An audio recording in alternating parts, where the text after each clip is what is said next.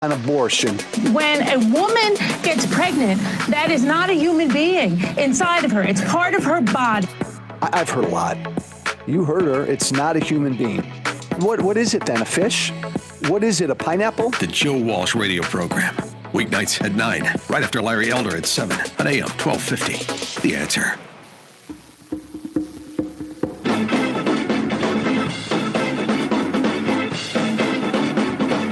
Lots of important stuff today, but we're going to get to it later because when I saw this headline, I had to get right to it. It says, horns are growing on young people's skulls. Phone use to blame.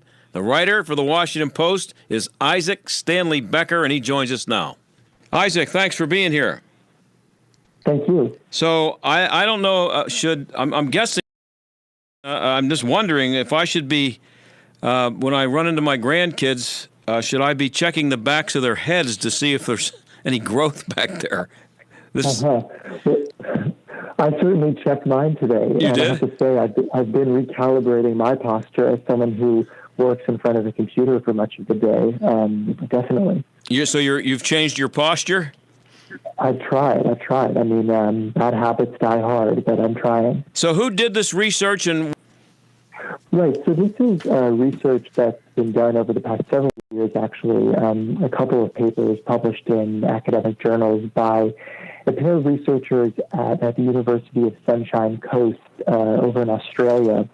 And what they've been looking at is bone protrusion at the back of the skull, and came across some interesting results based on some X-rays of the upper part of the neck and the skull, indicating that this effect is marked among young people, actually, among people ages 18 to 30, which is surprising because they say that previously the thought has been that this is something we see, this kind of bone outgrowth, the part of the back of the skull, among older people, because there's been this assumption that it comes from kind of wear and tear, from long-term stress, and they realized that they were seeing it mainly among young people, among people ages 18 to 30. They were trying to understand why this was, and these are people who were asymptomatic, they didn't have information, and what they're hypothesizing, and this is preliminary work, and they don't know the kind of the sort of habits that we see, but what they're hypothesizing is that it comes from the use of handheld devices and cell phone technology among young people, and that this is causing a forward tilt of the head, which is taking the weight that is ordinarily put on the spine and on the sort of bones in the neck, and it's bringing that up. And it's putting that weight on the muscles at the back of the head, which is causing bone growth in those tendons that hook into the muscle. Yeah, I'm sitting here twisting my head as I'm talking to you, and I'm thinking about how often I'm looking at a phone or something, and I'm old, so maybe it's not going to happen to me. So it's mostly or solely young people? Well, not solely, and there's other reasons why people might have this. So people who, for other reasons, have strain in their neck or other factors or do have inflammation, there's other reasons why people may have this, and there's reasons why people who use technology constantly may not have it because they might have very good posture or otherwise good sort of habits. They may do yoga every day. So it isn't determinative, but what they are suggesting is that the prevalence among young people is suggesting that this is a kind of lifestyle effect and a posture effect that we're seeing. Well, I mean, we're not talking about actually these kids getting horns after a couple of years. We're just talking about, these are bumps that you'd have to feel for, or are you going to be able to see them on a shaved head? That's right. So, they are somewhat large in the sense that when we talk about bone spurs, which is what we're talking about here, we're talking about, 3-5 millimeters. These are upwards of 10 millimeters, 20 millimeters, 25 millimeters. And so they're not, they're not insignificant. Now, when they talk about horns or other things that they see them as somewhat comparable to are hooks or beak-like structures, they're using that, certainly not to mean, large protrusions like antlers or, there's been jokes about devil's horns. We're not talking about anything like that. But we're talking about, a protrusion of bone from the skull. And that's why that they have said that this is akin in some ways to a sort of horn-like spike or structure. Did you get any kind of an impression about how serious this is? If we can make jokes about it, and maybe if you can't see it, especially if you have hair growing over it, but the fact that there are bumps appearing on your head, Do these people who have done the study, do they think that this is a bad thing, or is it just something that's part of life now? Right. So it's not the bone outgrowth itself that is going to cause problems for you. There's not going to become a problem back there if this is something that is happening. If there's this outgrowth, the reason it's serious is that it is suggestive of serious problems with posture, perhaps, is what they're suggesting, at least, that there's likely to be other effects, whether that's pain in the upper back and the neck, or other types of symptoms associated with the type of posture that creates this problem. So we're not talking about the sort of pain that comes from bones breaking the foot. We're talking about a whole range of things that are happening, between the shoulder blades, the upper back, the neck, and that's why it can be serious. And they are serious about it. They say there really needs to be a work on teaching best practices in the same way that we teach dental hygiene and other things like that. Well, I just have about a minute left. What are these people saying should be done about it, other than just quit looking at your phone so much? Well, they don't even say quit looking at your phone. I think they are aware of how intertwined these technologies have become with our everyday lives. And the researchers say that the solution is not even to stop using your phone, because they acknowledge that these technologies are so intertwined with our everyday lives. What they say is just be conscious of how this is affecting the position of your head, where your neck is, vis-a-vis your chest, how your shoulders are placed, where your chest is, and to be conscious of that, and then to correct for that, once you're done using that technology, or to, just develop better posture as you're using it. So it really is a question of doing away with all of our modern equipment, which we need. Well, Isaac, I really appreciate you taking the time here with us. We're out of time. I don't know if I'm going to live long enough to see people walking around with actual horns on their head. I'm kind of hoping that does happen, but that's just me. Don't think so. Not in the way our imaginations might suggest. Thanks, Isaac. See you later. Thank you. Take care. Okay. Bye. And we'll be right back. We've been telling you about something called Miracles in Moon for a few weeks here, and the president and CEO, Mike Magolik, joins us. Thanks for having us, John. We appreciate all the support. Mike, your son has a genetic disorder that makes him someone who will appreciate this field, right? Yeah, that's correct. Our youngest son, Luke, has a rare genetic disease called 5P-. About 30 to 35 kids a year in the U.S. are born with it. Wow, that's all. So the main reason that we're building this field with the help of the community is that we want everyone to have a team, everyone to use a restroom with the dignity that they deserve, and have families to have a safe place to play. You're not getting any federal taxpayer money here, right? So this is all donations that's going to get this thing done? Yeah, that's correct. Everyone talks about how great Pittsburgh is, and our board can definitely feel that because the money that we've raised, close to $2 million, have been from individuals, companies. You can help. Please go to the website. Check it out at miraclesinmoon.org. miraclesinmoon.org. What is a warrior? At Portersville Christian School, a warrior is more than here at their fully accredited K through 12th grade north of Cranberry. A warrior is taught to serve, to passionately model the love of Christ toward neighbor, community, and world. A warrior is challenged to learn as they develop a strong work ethic, achieve academic excellence, and cultivate a lifelong love of learning. And a warrior is trained to lead through Christian character and integrity so they can impact the world for Christ by their example wherever God calls them. Discover Portersville Christian School, a fully accredited.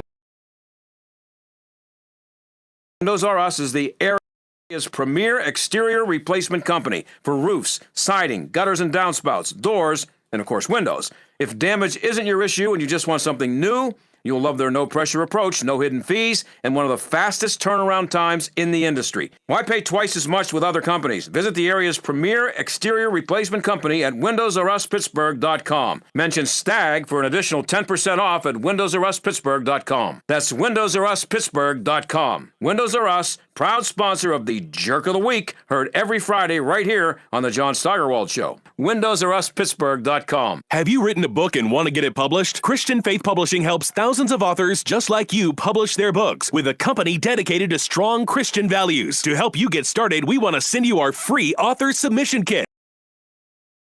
Christian Faith Publishing reviews every book submitted to us, and if your book is approved, we'll edit, design, print, and distribute your book online and in bookstores everywhere. Imagine seeing your book in specialty Christian bookstores, Amazon, iTunes, Barnes & Noble, and many others. It could happen, and it all starts with one call to Christian Faith Publishing at 800-566-1012 for your free author submission kit. If you have a novel, children's book, poetry, biography, or any inspirational work you've written, we can help you get it published today. Shouldn't you work with a publisher who shares your Christian values of integrity and honesty? A large cross down in Maryland being allowed to stand in front of a cemetery. Mike Berry is Chief of Staff at the First Liberty Institute. He joins us now. Mike, thanks for being here. Well, thanks for having me. So first, can you just give us a quick review of what the case was about? Sure. I mean, the case really is about a Veterans Memorial that was put up in 1925.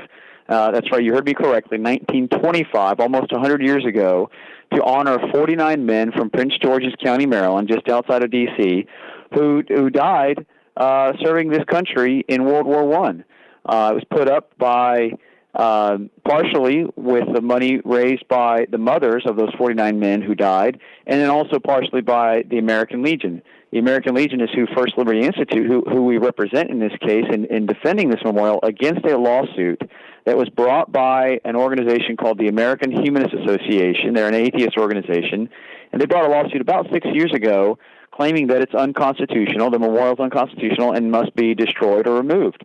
And just this morning, as you said, the Supreme Court, in a 7-2 decision, finally issued what really is a landmark victory, not only for the memorial, but for religious liberty and the Constitution. And it was 7-2, but I saw somewhere that it had what was referred to as multiple parts. What does that mean? Yeah, sometimes when you don't get all the justices or even a majority of the justices to agree completely on every part of the decision, it'll be what's called a fractured decision or a plurality decision is the technical term. So what ends up happening is, there's going to be part 1, part 2, part 3, et cetera, and you kind of have to tally up the justices' votes to see so the central or core holding of the decision becomes what is the holding or part of the decision that got the most votes. And whatever that is, that's kind of the central holding, and then you just kind of go from there. And so some parts of it are only going to get 2 or 3 justices to go along. Some may only get 1 justice to go along. Those are obviously not part of the holding of the court, but they're important for lawyers and judges and practitioners to pay attention to as well, though.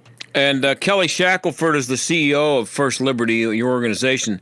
She said today that every American now has more freedom than they have had in decades. That's saying a lot, isn't it? It is. I mean, that's why we're characterizing this as a landmark decision, because, you see, going back to the early 1970s, the Supreme Court, in a decision called Lemon versus Kurtzman, they ushered in a new test for First Amendment cases.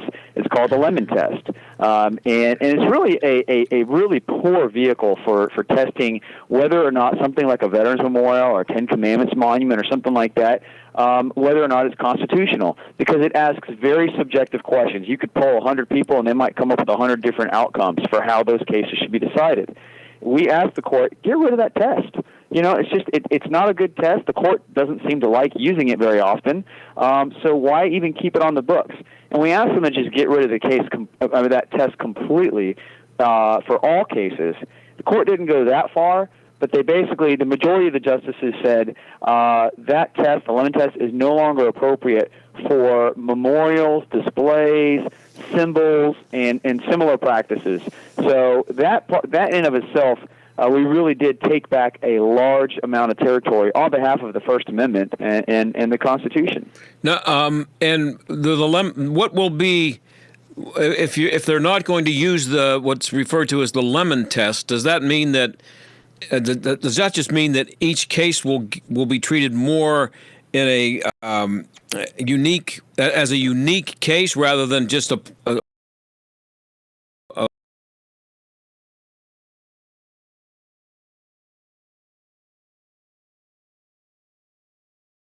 that is the same? Well, yeah, that's a great question, right? The question, I recall back in February when we were at oral argument in this case, somebody asked me, well, you're asking the court to get rid of the Lemon test. If you get rid of the Lemon test, the court agrees with you. What's left, right? What test do you use? The answer is the First Amendment, right? I mean, that's what we had before the Lemon test. Yeah, what a concept. Exactly. Let's go back to that. It seemed to work for 200 years. Justice Alito, who authored the plurality opinion, so the one that was joined by the majority of the justices, he really said, yeah, the Lemon test is not appropriate for these types of cases, memorials, displays, symbols, etc. Let's just look at the history of that particular symbol or memorial and see if it's consistent with what our founders understood to be permissible under the Constitution at the time of the founding. So it's kind of a history and is it consistent with founding principles under the Constitution? So under the First Amendment, and I think that's a good test to use because you can look at something like a veterans memorial like this and see, well, clearly our founding fathers would not have thought that putting up a veterans memorial to honor the war dead would be a problem. In fact, I think what they did think would be a problem is tearing it down. And Justice Alito said that. He said, it would be terrible for the government to roam the country looking for any type of religious or display or symbol that to have some kind of religious, aspect to it, and to completely scrub the public places in America of those types of displays just because they happen to be in the shape of a cross or it happens to say "God bless America." And he said, in fact, most people would feel like that was the government showing just an outright hostility against religion, and I think that's exactly right.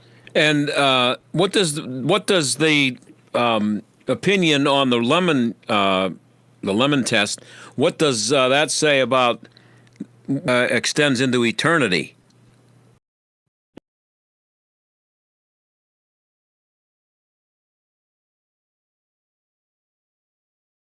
But I do think, as an attorney, that if my kids should choose to go to law school, I think this case will stand the test of time and will be one that if my kids happen to be want to become lawyers, they will be studying this case when they're in law school. Because it's just so common sense, right? Hey, let's just go back to the Constitution. Let's go back to what our founders intended when they drafted the words of the First Amendment, and let's look at that and use that as our guidepost. We don't need to come up with these fancy judge-created legal analyses and tests that really become unworkable over time because they end up becoming whatever judges want them to become, right? I mean, it means basically whatever you think the words should mean. Right. And let's dispense with all that and go back to what did the founders mean when they wrote the First Amendment. And I think that's the most appropriate test to use, and that's what it appears that the majority of the court is happy to do going forward for these types of cases. Talking to Mike Berry, he's the chief of staff at the First Liberty Institute. So what was your organization's involvement in this? You were representing the church. I'm not the church, but the people with the cross. Yeah, the American Legion is the organization. They're a veterans organization. They've got approximately 2 million members across the country, and they were the ones originally who helped put up this memorial back in 1925. Oh, okay, yeah. It was put on American Legion property actually, and the property ended up being taken by the government years later to accommodate highway expansion. So that's kind of an ironic twist there in the history. Because people want to complain and say, well, why is the government putting a giant cross on government property? Well, it wasn't on government property, actually. It was on private property. It was on American Legion property. The government took that property, But I guess that's a different issue for a different day. Yeah, so First Liberty Institute, we represent the American Legion. We brought in the law firm of Jones Day, which is an international pal out with us as co-counsel on this case. And we've been working this case for like the last 6 years, like I said. So we've been with them from day one. And we really have a great relationship with the American Legion. We're very proud to represent them, and we're very proud for them and happy for them to have won this case. I mean, again, this is a landmark decision that's going to have an impact. I mean, it doesn't just impact the memorial right there in Bladensburg, Maryland. It also could impact the memorial. It will impact the memorials that are on display. There are Veterans Memorials, Ten Commandments displays, etc., that dot every city and town just about across this country. I mean, there are literally hundreds, if not thousands of them. I mean, people who can hear my voice right now, I guarantee you, if you go into your city or your county or whatever, you will probably find a Veterans Memorial or some type of display that has some type of religious reference or religious symbol on it. And this case means that that's okay to have that. That's not a violation of the Constitution to have that. So until today, we're all vulnerable to attack, but they're not now? Is that what you're saying? Yes, they absolutely were vulnerable to attack. In fact, the organization that brought this lawsuit, the American Humanist Association, I mean, they were on the warpath. I mean, they were using the First Amendment through that lemon test that's no longer, applicable here as a weapon, as a bludgeoning instrument. And they, they were going after one after another. And fortunately, this case in particular presented a very good fact pattern because it was such a long-standing Veterans Memorial, which is good for us. And I'm guessing that the other side predicted that because it was in Maryland, which is in the Fourth Circuit Court of Appeals, a fairly progressive-leaning circuit court. Everybody always talks about the Ninth Circuit being so bad. The Fourth Circuit is also known to be very, very progressive now. And I think maybe they felt like they had a little bit of home court advantage there, and so they decided to press the issue. Well, guess what? Elections matter because you get new justices on the Supreme Court, and so the composure of the court changed, and composition of the court changed, and now we have a 7-2 outcome in favor of this Veterans Memorial and others like it. I'm up against a hard break here, so I'm going to have to go in about less than 2 minutes, Mike. But for a nativity scene in the town square, things like that, does it affect that at all? I think it certainly is going to heavily influence a judge's analysis. The judge is looking now. They're going to look at this case for guidance and say, okay, what does the American Legion case tell me I need to look at? Do I look at the lemon test? Probably not, because we're talking about a display or a memorial or a symbol of some kind, right? And so we hear that all the time, including from people who are in government. Where does that stand right now, and how is that interpreted? Well, it's just a concept that people who activists use it as a tool or as a weapon. It's not in the Constitution, obviously.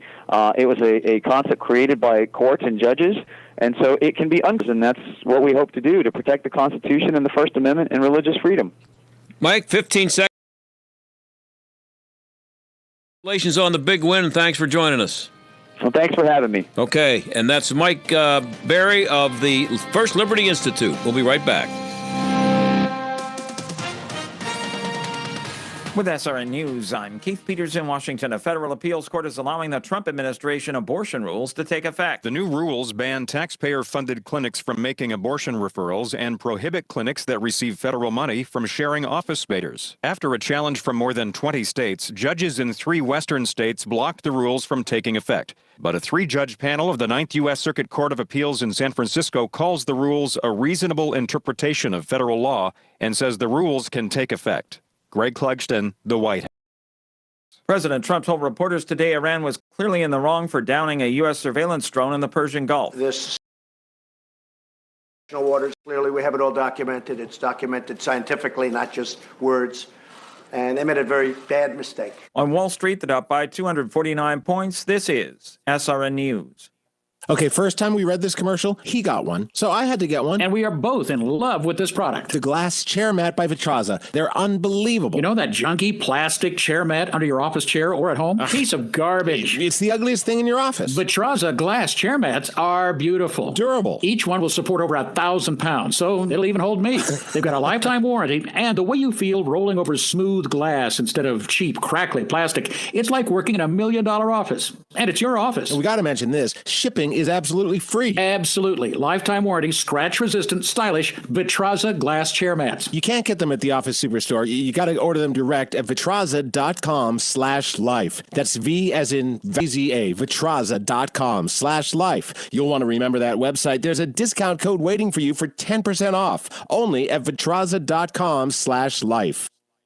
Mike Gallagher wants the never-Trumpers to open their eyes. They want to be relevant without realizing they would be 1,000 times more relevant, and yes, even popular, if they would recognize the incredible conservative accomplishments of the last 2.5 years and the extraordinary achievements of the Trump administration. The Mike Gallagher Show, weekdays at 9, right before Dennis Prager at noon on AM 1250. The Answer. This is Jay Hagerman of Abernathy and Hagerman. Upon your passing, you wouldn't want a judge to decide who raises your children or how your estate gets divided. It is important to review your estate planning documents to ensure they protect what matters most. At Abernathy and Hagerman, we will work with you to establish an estate plan that nominates a guardian for your minor children and that your assets are used for your family's benefit. Judge for yourself. For legal help that lasts a lifetime, visit a-h.law. Are you worried that the next market downturn could rob you of your wealth and your security? Are you concerned that your lifetime may last longer than your life savings? You don't have to be. For over 30 years, Gary Hunt has advocated for strong retirement principles, helping families in Allegheny and Westmoreland generate more income while protecting their retirement funds. And Gary now offers retirement-minded savers and investors a free book so you can better understand what it takes to structure a more stable, secure, and confident retirement. Call Gary Hunt and request your copy of Income Allocation. 844-366-HUNT. That's 844-366-4868. Community Bank, City Mission, Number 1 Cochrane, Highmark Stadium, Peters Township Community Center, Angelo's Restaurant. What do all these businesses have in common? Nello Construction. Design and build with one company. Nello Construction. Full service construction from the ground up. Renovation. Expansion. Nello Construction, the choice for business. See the projects. Begin the journey at nelloconstruction.com. Hail has caused some significant damage to windows and doors throughout our region, attracting out-of-town contractors who are here today and gone tomorrow. Installation warranty, forget it. Right now, take advantage of Pella's 2-week sale, which includes Pella's Total Care Guarantee. That gives you peace of mind by warranting the installation for 10 years. Schedule a free in-home consultation. Get 20% off your entire window project or 18 months, no payments, no interest. Call 888-78-PELLA, PellaPittsburgh.com. Stuck in traffic? We've got the answer. Start off with a crash on the Parkway North outbound at Mevalier Road. This is off to the side. However, traffic is jammed back to Mount Nebo Road overpass. Also, the Parkway West inbound still very heavy. Poplar Street to the Fort Pitt Tunnel. Parkway West outbound jams up Banksville Road to Green Tree. Parkway East, you're jammed outbound Boulevard of the Alleys to the Squirrel Hill Tunnel. And also the Parkway East inbound heavy 2nd Avenue to the Fort Pitt Bridge. 28, we are jammed outbound. This is between Route 8 and Highland Park Bridge. 28 inbound jams up from Fox Chapel Road into Highland Park Bridge. I'm Meg Novelli. That's a look at traffic. AM 1250, The Answer. Weather. A flash flood watch is in effect until 8 o'clock this evening. We'll have a couple of showers and a heavier thunderstorm around for the evening hours tonight, and any storm could result in some localized flash flooding, becoming breezy later on, low tonight 60.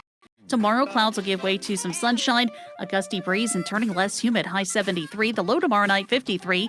Partly sunny and pleasant Saturday, 75.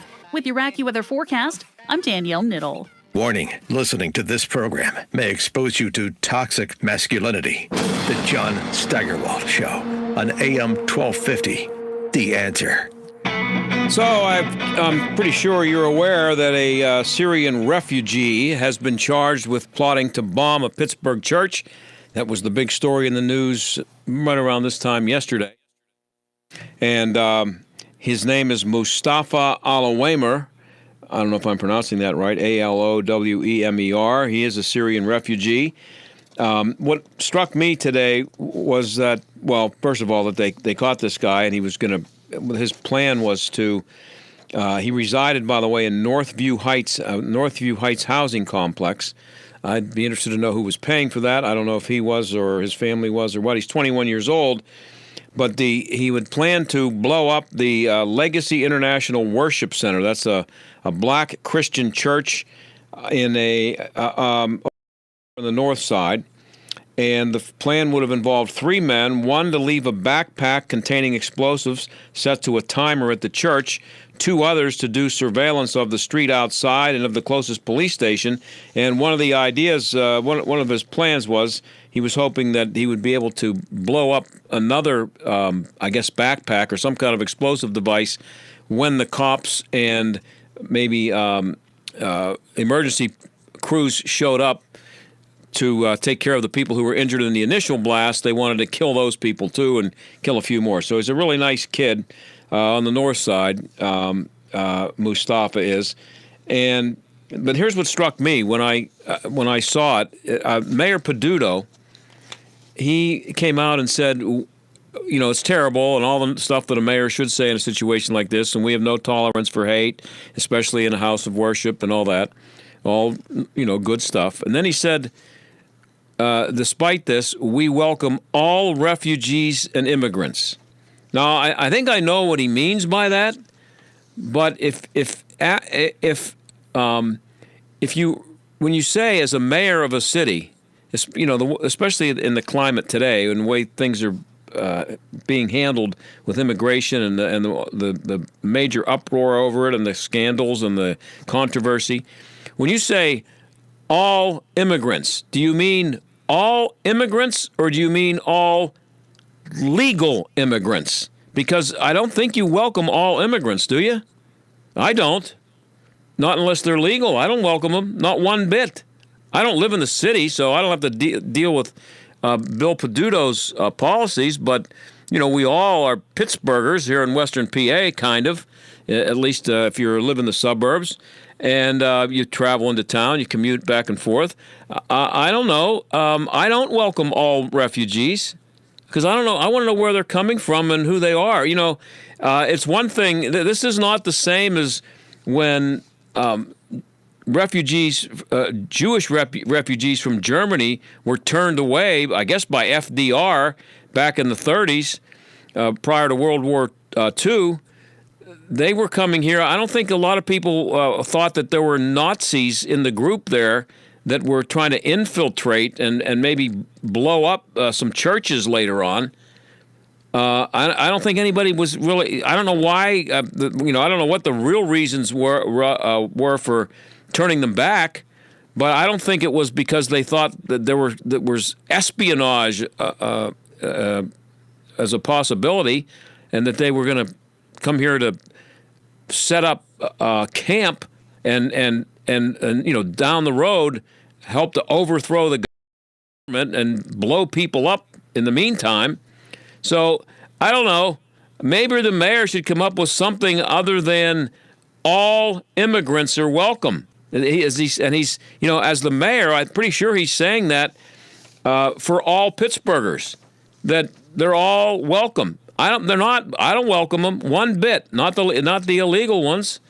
The legal ones, bring them in. They go through the proper channels, and even some of those, there's always a chance that they're going to be up to no good. But you screen them, and there is a lot of screening for the refugees. I get that. But kid, get in here, Mustafa. He's 21. He's been here since I think 2015. So he was a teenager. And when he came here, and in the meantime, he managed to get to the point where he wanted to blow things up, and he had professed his loyalty to ISIS. So, and by the way, we left a message with the mayor's office. I wanted to see if I could get somebody to clear it up, if I could get the mayor to speak to the fact that he said all immigrants are welcome, and if he meant only all legal immigrants, because I'm not so sure that if I asked him that, his answer would be yes, a solid yes. He might waver a little bit. I'm just guessing, but it'd be nice if he would say it. Now, it's the evening news should be on tonight, and will Bill Peduto be asked this by anybody at the local stations? Will one of the newspapers, either the Post-Gazette or the Trib, will they ask him? Are there any other radio stations getting him to come on the air and ask him these questions? Maybe they are. I don't know. I'm sitting here in Green Tree right now. I don't know, but I sure hope at some point somebody asks him that question. And here's one other thing about this. This is back on November 2015. Bill Peduto, this is a story out of the Trib from November 1st, I think it is, 2015. Peduto recently joined 17 mayors from across the country urging President Obama to accept more 10,000 Syrians this fiscal year. The mayor said they would work to find space for refugees in their cities. These people are living in hell, Peduto said. For people to characterize them as terrorists while they're trying to escape the terrorists is not only unfortunate, but inhumane. Well, when he said that, I'm sure he genuinely believed it, and maybe it was a legitimate thing to say. But what would that, if that guy had the bombs that he had planned to plant had gone off and a bunch of people were killed? Would that quote be coming back to Bill, and how would he be responding to that? To characterize them as terrorists? Well, guess what? This kid's a refugee, and he's now officially, according to the FBI, and he gets to go. He gets to be tried, and he gets all the due process and everything. But right now, he sure looks like a terrorist, and he was a refugee from Syria. And Peduto said refugees must pass stringent federal government screening. A lot of these people who are coming over are highly educated with college degrees, he said. These are the people who have been cast out by both the Syrian President al-Assad regime and by the terrorist organizations. And then this one. The government pays about $1,100 per refugee to house, feed, and provide basics for the first 3 months. That's what, according to somebody here, including. Anyway, that's what it costs. I don't have here where that came from, but that's in the story, and I'll trust that $1,100 per refugee to house, feed, and provide basic for the first 3 months. Well, if he wanted to get 500 of them, that's $500,000 for 3 months. It's a lot of money. What about the homeless veterans that might be sleeping on the sidewalks? Downtown Pittsburgh. $500,000 might do some good for them. I don't know. Just asking. But all immigrants, come on. And then there's the other story. Speaking of our local politicians, and again, we made an effort we left a message and tried to get someone from the mayor's office to call us back, and nobody called us back. And speaking of not calling us back, Connor Lamb and Mike Doyle, your two local Democratic representatives in the U.S. House, we sent them emails. I'm trying to get Connor Lamb and Mike Doyle. They are congressmen, and they are Democrats. And the Democrats unanimously support the Equality Act, which everybody says, if it's enacted, would make it impossible for males to be prevented from competing in sports against females. High school, college, wherever, just no more. If you identify as a man and you're a woman, if you identify as a woman and you're a man and you want to run track in high school or college, go ahead. Nobody can stop you if this law is passed. So I sent an email to their representatives, sent them to their office, and in both cases we got responses. But both responses said that, yes, Congressman Lamb and in the other case, Congressman Doyle, they did vote, they did support the bill back when it came up. So that was their answer, which of course wasn't my question, because I know they did. That's why I was asking them. My question was, do they agree that the law would, in fact, make it impossible to prevent males from competing against females? I'm talking about biological males, which, by the way, is redundant. Biological male, you're a male.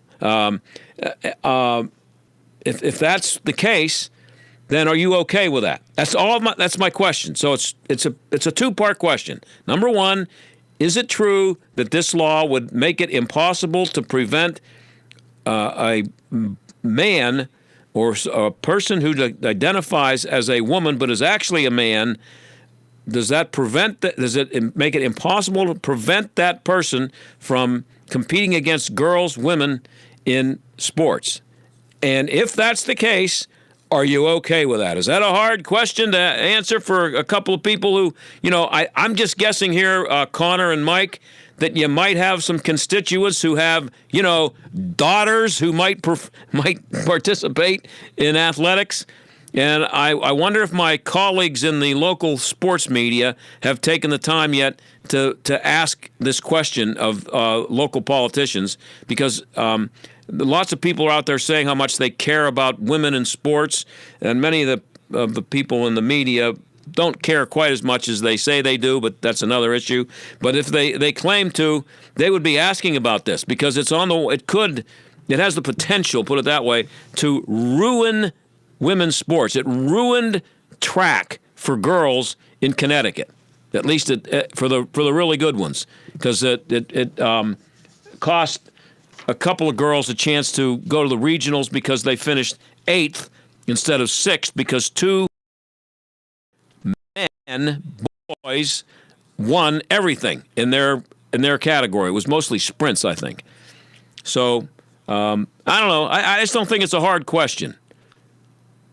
Are you okay with that? Because every Democrat in the House voted for that law, and if they all know that that's the result of it, and that's only one part, one result of the law.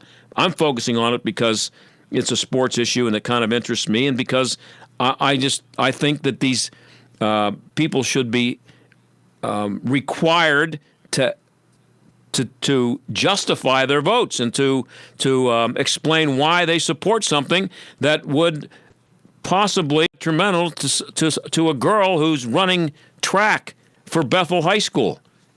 And maybe she makes it to the WPIL championship, and there's a boy running for North Allegheny who says that he's identifying as a girl, and he wins everything. And, I don't know. I just think that's a question that the constituents would have for a congressman as to why he would support something like that. And if you are okay with it, then there's no question for you. But I don't know. There's a lot of constituents out there and a lot of girls who might be participating, and I would think, maybe that there'd be some interest in that. So if you run into either Connor or Mike anywhere, ask them to, respond to my call and my email. That's, a one-sentence answer. Yes, Mike / Connor, they do believe that the law would affect women's sports that way, and we're perfectly okay with it because we think everybody should have a chance to compete no matter what their gender identity. That's all you have to say. I got a feeling they don't have the guts to say it. Or otherwise, if they did, I don't forget me. I'm a guy at a little radio show here. Somebody somewhere has to ask them that, and they have to answer it. But they're not out there anywhere.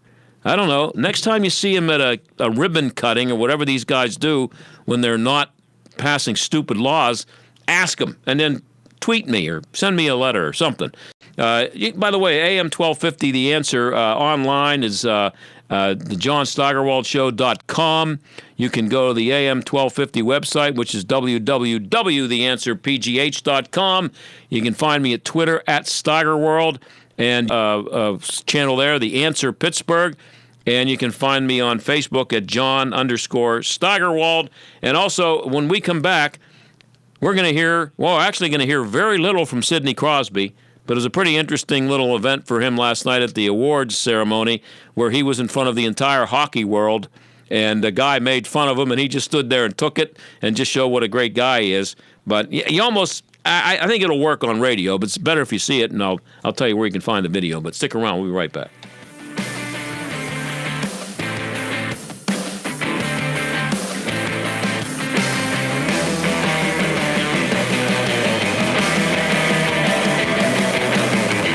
Have you heard the crack of the bat, the cheers of the crowd? Have you seen the smiles on the faces of the players as they take the field? I'm not talking about the Pirates. I'm talking about what's happening in Moon Township that can only be described as a miracle. This is John Steigerwald. With the help of Pirates charities and people like yourself, the Miracle League of Moon Township has broken ground on a brand new ball field and adaptive playground where athletes with special needs can play regardless of their ability. At miraclesinmoon.org, you can see the stunning plans for the 90th and state-of-the-art ADA-compliant restroom facility with showers, wave technology, multi-level fountains and sinks, mechanical changing tables, and more. It's incredible. Our goal? To raise the remaining funds they need to bring it home by first pitch this September. Check it out at miraclesinmoon.org/donate and make your tax-deductible gift today. That's miraclesinmoon.org/donate. This message paid for by Robinson Town Center, a Zamias Properties entity. We're surrounded by noise, Order today. bombarded by information, messages struggling to get attention. So many choices and ways to reach customers. Your message needs to cut through and stand out. Today's technology can do that, but you need the resources and know-how to make it all work.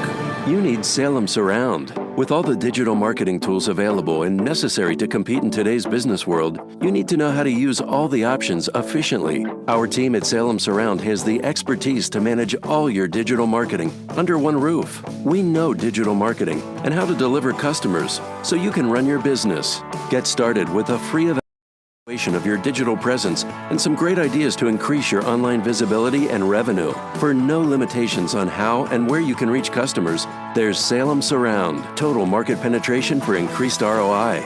Learn more at surroundpittsburgh.com. Surroundpittsburgh.com.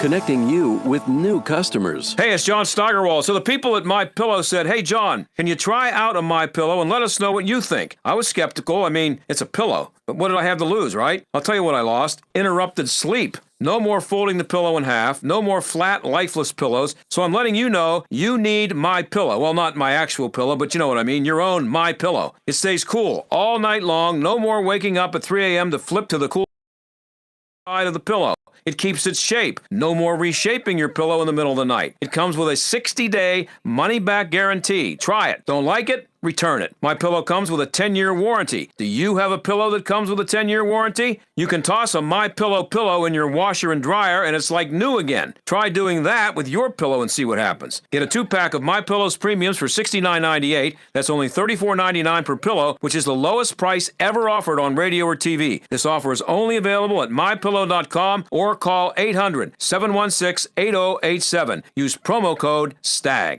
Are you overwhelmed, unable to think clearly or sleep well at night? Or just trudging through each day, but not really enjoying your life? I'm a counselor with Faithful Counseling. And that feeling of distress can sometimes be because you're wrestling with a problem that seems too big or too impossible to overcome. Other times, people are consumed, part of a network of Christian counselors, fellow believers, trusted therapists who share your faith. We want to give you a free week so you can try us out. You can begin a conversation with one of us by text or phone, even video conferencing today. Are you ready to shake this off and begin enjoying your life? If it's not for you, cancel during your first week and you'll not pay a dime. Go to tryfaithfulcounseling.com. It's time to talk to someone who can help. Go now to tryfaithfulcounseling.com. It's so easy to get started, and your first week is free. Go now to tryfaithfulcounseling.com. The John Steigerwald Show, AM 1250, The Answer.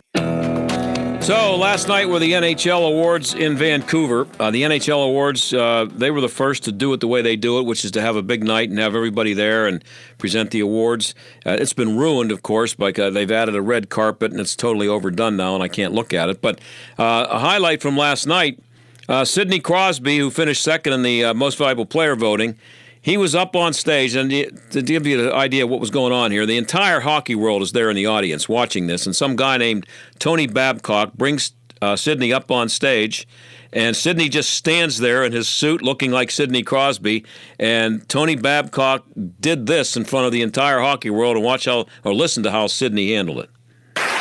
Tony Babcock here with Sid the Kid, Cros the Boss, Sidney the Kidney. And knowing him, he won't think twice about giving you his extra. Like always, this penguin is dressed in his black and whites because tonight he's once again courting the fair maiden known as the Hart Trophy. How does it feel to be going for the hat trick? Just happy to be here. Oh, there it is, the Crosby shine. The dapper Daniel whose mama taught him manners over mischief. He puts the Canada and Canadian. He's a saint. If he's not making magic in front of the blue line, he's reading poetry to cats at the local animal shelter, or feeding old-timers pudding right from his bare hands. Say, how do you manage all that and still be first on, last off the... I've never done any of that. Okay. Yet. But with a smile that wide, hidden behind two of the juiciest lips in the NHL, It's only a matter of time. You see, the Hart Trophy... You see, the Hart Trophy isn't about what the team does for the player, it's what the player does for the team. And Sidney Crosby is there every game, waiting outside the shower, patting you on the butt just hard enough to let you know he still believes in you. Hey, thanks for that one, by the way. Not here, man. Okay, yep, not here. Got it. And that was it. And you got to understand, that's in front of the entire hockey world. All the top players, the coaches, the general managers, everybody. And it's a great example of him being willing to do that and stand up there and just be basically ridiculed by this guy, Tony Babcock. It's a great example of why Sidney Crosby is who he is and why he's been here for, 17, 15 years, whatever it is. Never heard anybody say a bad word about him. Not one in 15 years. And that's a perfect example of why. You know why? He doesn't take himself too seriously. He's the greatest hockey player in the world, and he's just a guy from Nova Scotia. I'll see you or talk to you tomorrow.